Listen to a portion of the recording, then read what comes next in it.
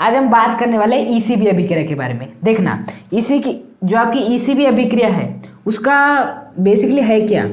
इस प्रकार से आपका यौगिक रहता है और यहाँ पर क्या रहता है H और यहाँ पे क्या रहता है आपका X मतलब हैलोजन। अब क्या होता है ईसीबी अभिक्रिया में, देखो ईसीबी जस्ट E1 की उल्टी है पूरी की पूरी। E1 में क्या होता है, सबसे पहले आपका X निकलता है, उसके बाद आपका H निकलता है। यहां पर उल्टा होता है, सबसे पहले क्या निकलता है आपका H निकलता है, तो क्या हो जाएगा आपका ये आपका X बना रहेगा और आपका क्या निकलेगा H निकलेगा। और बेसिकली H जब निकलेगा तो किसके रूप में निकलेगा, H प्लस के रूप में निकलेगा। तो यहाँ पर क्या आएगा माइनस, क्या आएगा वहां पर माइनस आएगा। तो किसका निर्माण होगा, कार्ब एनायन। किसका निर्माण होगा, कार्बोएनायन का निर्माण होगा। वहां पे किसका होता था कार्बोधनायन या कार्बोधनायन का निर्माण होता था। अब जैसे ये हुआ इसके बाद क्या निकल जाएगा आपका X निकल जाएगा और ये वाला कहाँ पे आ जाएगा, यहाँ पे आ जाएगा। तो क्या बन जाएगा आपका डबल बॉन्ड C इस प्रकार से। तो क्या किसका निर्माण हो गया, आपके एल्किन का निर्माण हो गया। हेलो एल्केन से किसका निर्माण हो जाएगा, आपके एल्किन का निर्माण हो जाएगा। तो बेसिकली सबसे पहले आपको H को निकालना है, उसके बाद कार्बन आयन का निर्माण होगा, फिर X को निकालना है तो एल्किन। तो बेसिकली देखते हैं अभिक्रिया सही वास्तव में होती कैसी है। देखो हम एग्जांपल ले लेते हैं आपके 4 कार्बन का 1 2 3 4 ले लिए और यहाँ पर क्या ले लेते हैं आपका कोई भी हैलोजन ले लेते हैं, जैसे कि हम ले लेते हैं आपका ब्रोमीन ले लिए और यहाँ पर रख देते हैं CH3, आपका CH2 CH और ये आपका CH3। अब सबसे पहले स्टेप में क्या होगा, आपका कौन निकलेगा, हाइड्रोजन निकलेगा। सबसे पहले स्टेप में कौन निकलेगा, हाइड्रोजन। अब हाइड्रोजन आपको वहीं से निकालना है जो बीटा कार्बन हो। यहाँ पर बीटा कार्बन कितने हैं, 2 है। अब कैसे पहचानेंगे, ब्रोमीन जिस कार्बन से जुड़ा है उसे क्या कहते हैं अल्फा, और ये अल्फा कार्बन से जो भी कार्बन जुड़े रहते हैं उन्हें क्या कहते हैं बीटा कार्बन परमाणु। अब बताओ बीटा कार्बन परमाणु कितने हैं, 2 है। अब कहाँ से हाइड्रोजन निकलेगा ये हमें सोचना है। हाँ अब बताओ हम क्या निकाल रहे हैं, सबसे पहले हाइड्रोजन को निकाल रहे हैं। किसे निकाल रहे हैं, हाइड्रोजन को निकाल रहे हैं। अब यदि हाइड्रोजन को निकाल रहे हैं तो हाइड्रोजन को कौन निकाल सकता है, एकदम फास्ट प्रबल क्षार निकाल सकता है। मतलब कि यहां पर हमें क्या लेना पड़ेगा, प्रबल क्षार लेना पड़ेगा, क्योंकि सबसे पहले स्टेप में क्या हो रहा है, हाइड्रोजन निकल रहा है। अब हाइड्रोजन सबसे पहले कब निकल सकती है, जब आपका प्रबल क्षार होगा। तो हमें ईसीबी अभिक्रिया में क्या लेना रहता है, प्रबल क्षार। अब बताओ जो आपका हैलोजन है वो क्या हो रहा है, हाइड्रोजन के बाद में निकल रहा है। मतलब जो आपका हैलोजन है वो बहुत ही दुर्बल है। तो यहां पर हम ब्रोमीन को नहीं लेंगे, यहां पर हम किसे लेंगे, F को लेंगे। किसे लेंगे, F को लेंगे। क्यों, क्योंकि जो फ्लोरीन है ना आकार में इतनी समानता होती कि वो निकलता ही नहीं आसानी से, तो निकलने में इसे बहुत टाइम लग जाएगा। और हमें यहाँ वही तो करना है। सबसे पहले किसे निकालना है, हाइड्रोजन को। उसके लिए मैंने प्रबल क्षार ले लिया, उसके बाद हैलोजन को निकालना है। अब हैलोजन बाद में निकल रहा है, मतलब हैलोजन क्या बहुत ही दुर्बल है, तभी वो क्या निकल रहा है, बाद में निकल रहा है। हाँ उसके बाद बेसिकली यहाँ पर बना लेते हैं इस प्रकार से आपका H और यहाँ पर भी H। अब बात आती है हाइड्रोजन कहाँ से निकलेगा, हाइड्रोजन यहाँ से निकलेगा या हाइड्रोजन यहाँ से निकलेगा। हाँ तो देख दोनों परिस्थिति देखते हैं क्या होगा आपका। देखो यदि आपका हाइड्रोजन यहाँ से निकलता है तो क्या होगा आपका, देखना CH3 CH और यह इस पे क्या आ जाएगा माइनस, क्योंकि H प्लस के रूप में निकल जाएगा। CH ये क्या रहेगा आपका F और ये क्या रहेगा आपका CH3 2 और H CH3। अब बेसिकली ये पहला ऑप्शन संभव है। दूसरा ऑप्शन क्या संभव है कि आपका यहां से निकल जाए, तो क्या हो जाएगा आपका CH3 CH2 ये H CH2 आपका CH और ये वाला हाइड्रोजन यहां से निकल जाए तो CH2 पे क्या आ जाएगा माइनस, क्योंकि ये H प्लस के रूप में निकल गया है। अब क्या होगा, यहां पर देखो ये कौन सा कार्बोएनायन है, प्राथमिक, क्योंकि एक कार्बन से घिरा है। ये कौन सा कार्बोएनायन है, द्वितीयक, क्योंकि ये 2 से घिरा है। कौन सा अधिक स्थायी होता है, प्राथमिक या द्वितीयक, तो आंसर होगा आपका प्राथमिक। कार्बोएनायन में सबसे अधिक स्थायी कौन होता है, 1 डिग्री, फिर 2 डिग्री, फिर 3 डिग्री। लेकिन कार्बोधनायन में उल्टा होता है, 3 डिग्री सबसे अधिक, 2 डिग्री सबसे अधिक, 1 डिग्री सबसे अधिक। तो सबसे अधिक स्थायी कौन होता है आपका, 1 डिग्री होता है। तो आपका ये वाला यौगिक मिलेगा, ये वाला बहुत कम मिलेगा। हाँ एक बात याद रखना, ऐसी बात नहीं कि ये नहीं मिलता, मिलता है, आपको दोनों मिलेंगे। ये मिलेगा आपको 20% मिलता है और ये मिलता है आपको 80%। लेकिन आपको दिखाना रहता है मुख्य उत्पाद को। जब आप अभिक्रिया कराओगे ना इनकी प्रबल क्षार के साथ तो आपको दोनों मिलेंगे, लेकिन अभी हम यहाँ पर क्या लिखते हैं, हम मुख्य उत्पाद को लिखते हैं। तो बेसिकली क्या बन जाएगा आपका CH3 CH2 CH और ये नीचे क्या जुड़ा है आपका F जुड़ा है और आपका क्या हो जाएगा CH2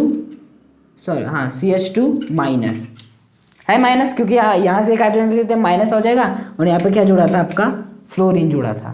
तो यहाँ पर क्या जोड़ दिया हमने फ्लोरीन। अब इसके बाद क्या होगा आपका दूसरे स्टेप में ये होगा कि आपका फ्लोरीन क्या हो जाएगा, निकल जाएगा।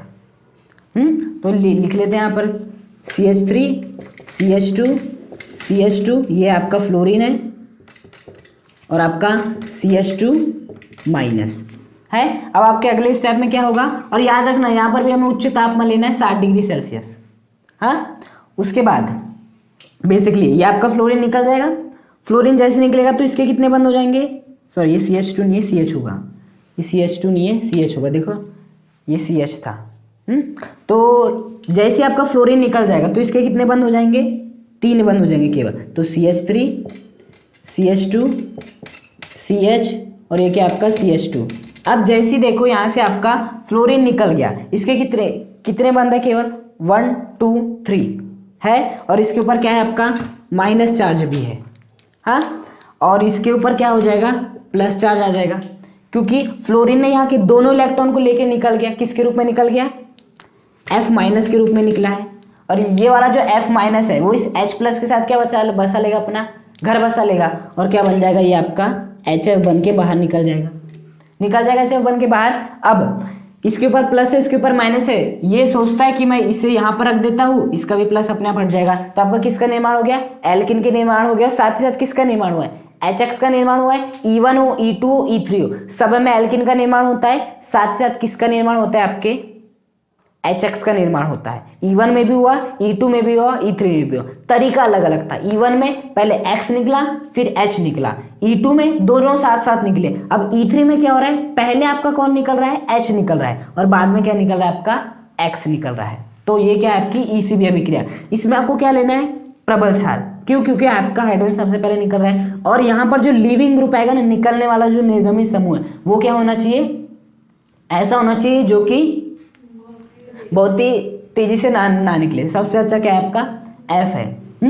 तो प्रबल क्षार के रूप में कुछ भी ले सकते हो, अल्कोहलिक KOH, अल्कोहलिक NaOH या आप CH3O C2H5O कुछ भी ले सकते हो। या सबसे अच्छा क्या है आपका NaNH2 और NH3, ये ले लो सबसे अच्छा प्रबल क्षार के रूप में भी अभिक्रिया। अब देखते हैं यहाँ पर यदि मुझे इस अभिक्रिया को तेज करना है तो क्या चाहिए। ऑब्वियस सी बात है, यदि ये क्या हो जाए, स्थायी हो जाए, यदि ये यौगिक अधिक स्थायी बन गया तो हमारी अभिक्रिया और भी अधिक तेजी से होगी। और बेसिकली ये क्या आपका कार्ब एनायन है। मतलब ECB अभिक्रिया जो है वो किस बात पे डिपेंड करती है, वो डिपेंड करती है आपका कार्ब एनायन कितना अधिक स्थायी है।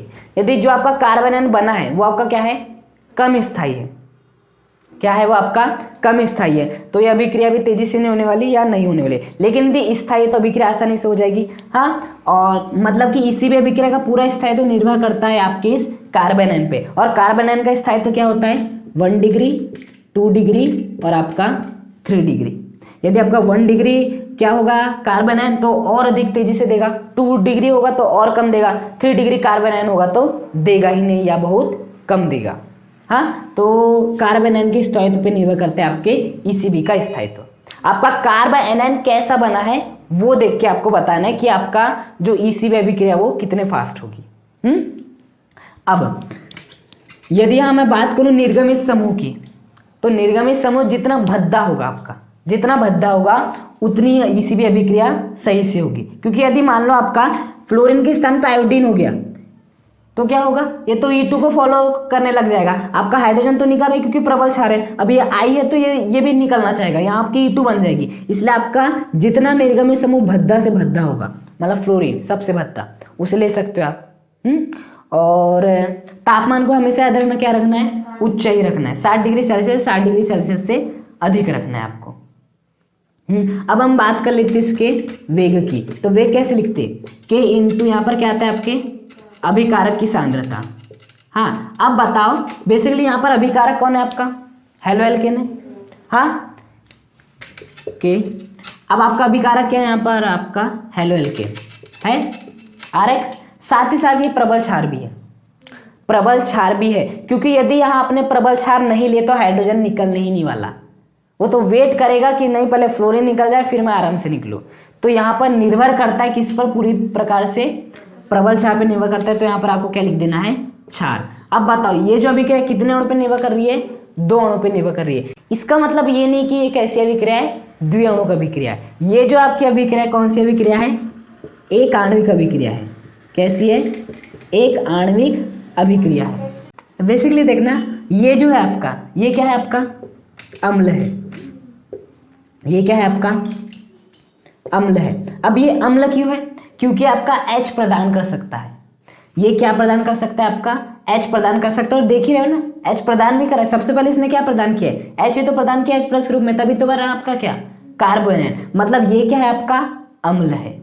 अब अम्ल ने क्या किया, H प्लस को दान किया, तो ये क्या कहलाएगा आपका, ब्रॉन्स्टेड और लॉरी ने ये कहे थे कि यदि आपका HCl है वो बेसिकली क्या है अम्ल है, यदि वो H प्लस का दान करता है तो क्या बनेगा Cl माइनस। तो ये जो Cl माइनस है वो क्या कहलाएगा, संयुग्मी क्षारक।